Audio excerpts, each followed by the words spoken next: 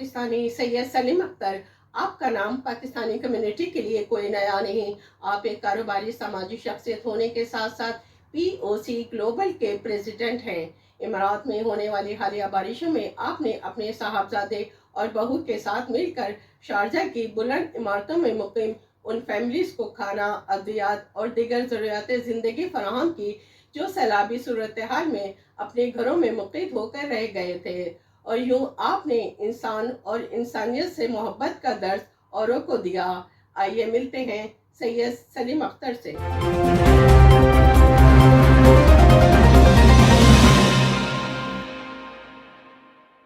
जो यहाँ की क़यादत है वो अपनी आवाम से बेपनाह मोहब्बत करती है, और वही मोहब्बत की वजह है कि वो अगर कोई ऐसी छोटी मोटी आफत आती भी हैं तो वो शाना बशाना हमारे साथ खड़े होते हैं।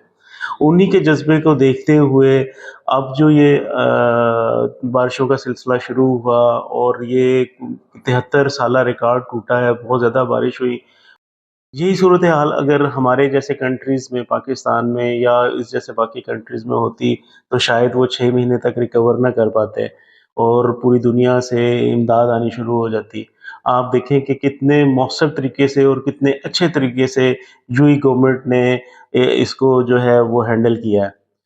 अब क्योंकि मैं खुद एक ऐसे इलाके में रहता था जहाँ पे ये फ्लड आया, और हमारी क्योंकि लाइट लिफ्ट जो है वो बंद हो गई, वो ग्राउंड में होती थी, उसकी वजह से नीचे जाने में, ऊपर आने में और राशन में प्रॉब्लम हुई। तो फिर मैंने सोचा कि अगर हमें प्रॉब्लम हो रही है तो मुझ जैसे बहुत सारे ऐसे लोग होंगे या मुझसे भी ज़्यादा ऐसे डिज़र्विंग लोग होंगे कि जिनके पास राशन नहीं होगा। अब इसमें पैसों की प्रॉब्लम नहीं होती कि पैसे तो हैं आपके पास, लेकिन आपके पास नीचे ऊपर आने-जाने का और पानी में चल के जाने का और राशन खरीदने के लिए वो रास्ते लोगों को नज़र नहीं आते हैं।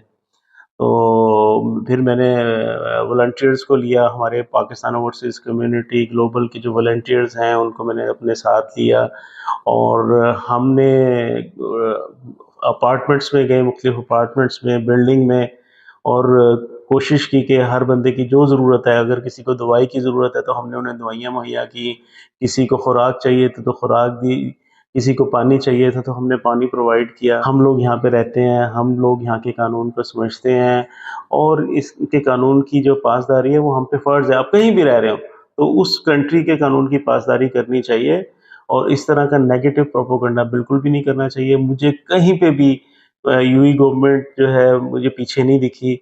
जब भी हमने उन्हें कॉल किया, मैं 10 दफ़ा उन्हें कॉल करता था, 10 दफ़ा वो लोग आते थे।